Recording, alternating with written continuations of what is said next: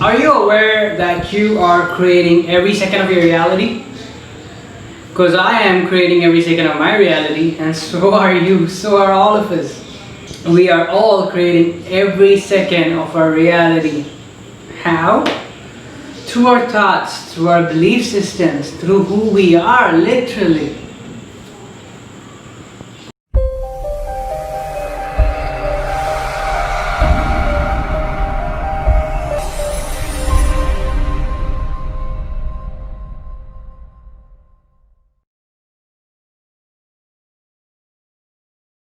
Hey guys, welcome to the Awakened Reality, and you are with Krishwan. And are you aware that you are creating every second of your reality?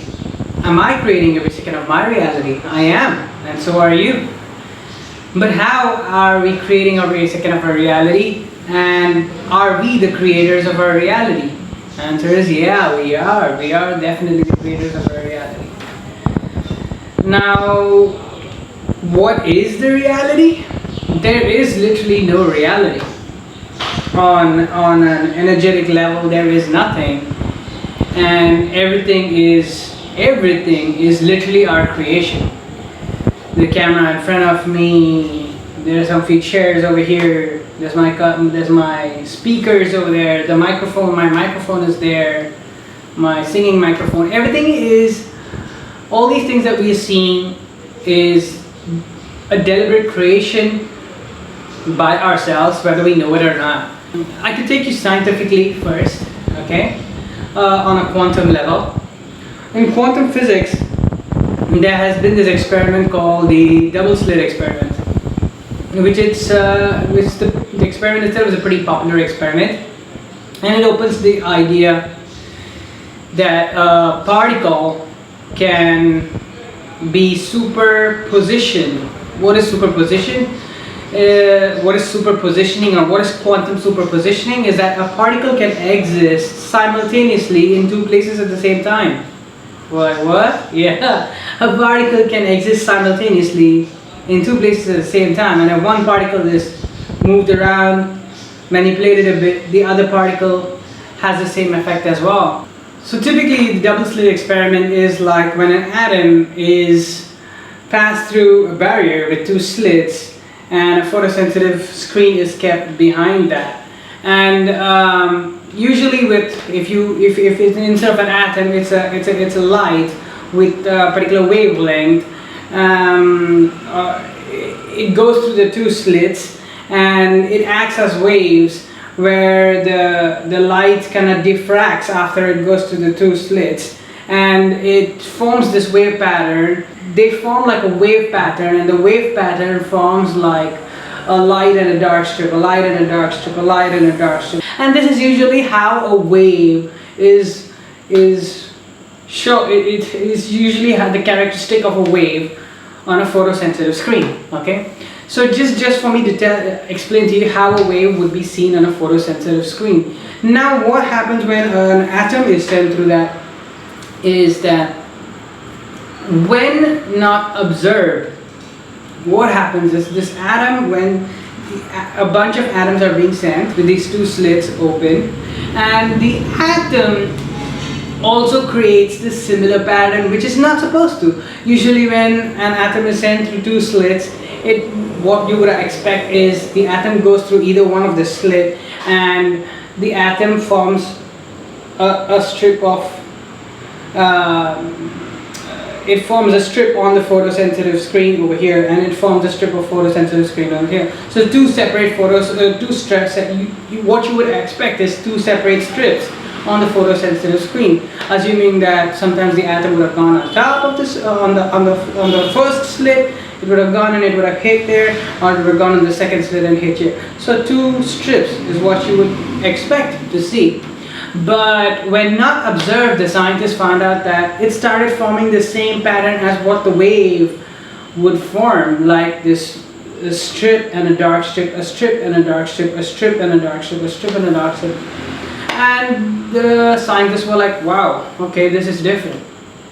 You should definitely Google this this experiment. It's a very famous experiment. There are so many explanations of it on YouTube and how it is.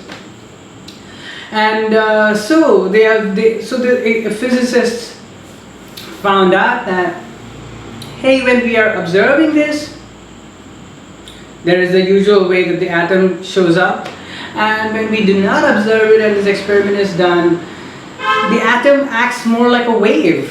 And how can that even be possible?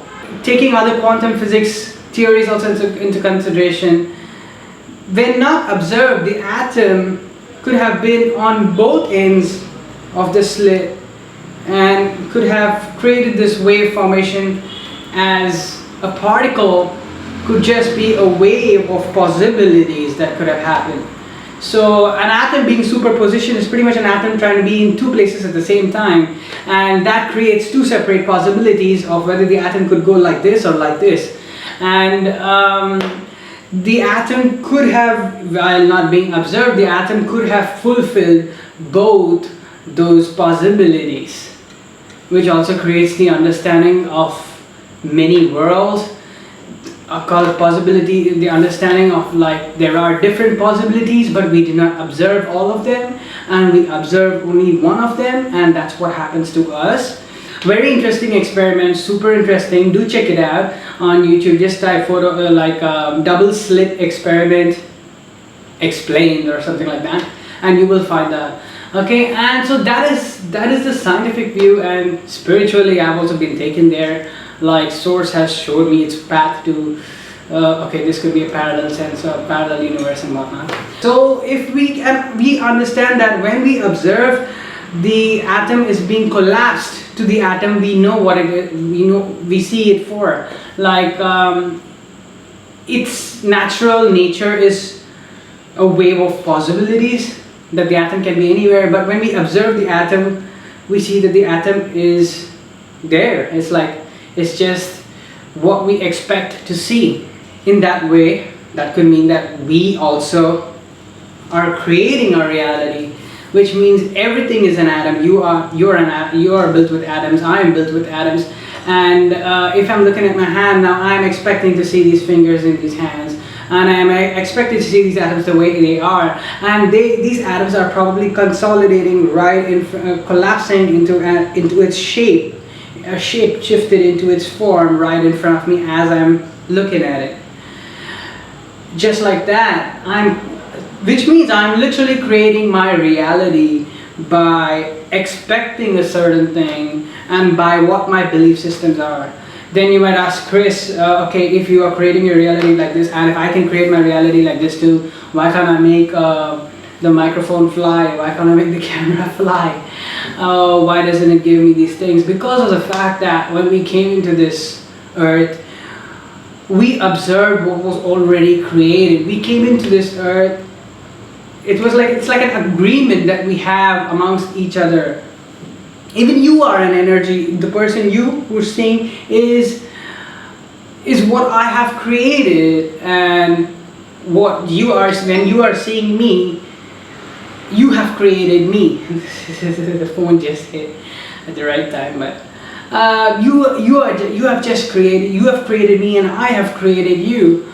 But we also live in this existence of like, things are common. Fire burns, water cleanses, and there's a force of gravity on Earth, and different planets have different gravity. There's so many things that we have come there. This car, if you see an Audi car, the car is an Audi car.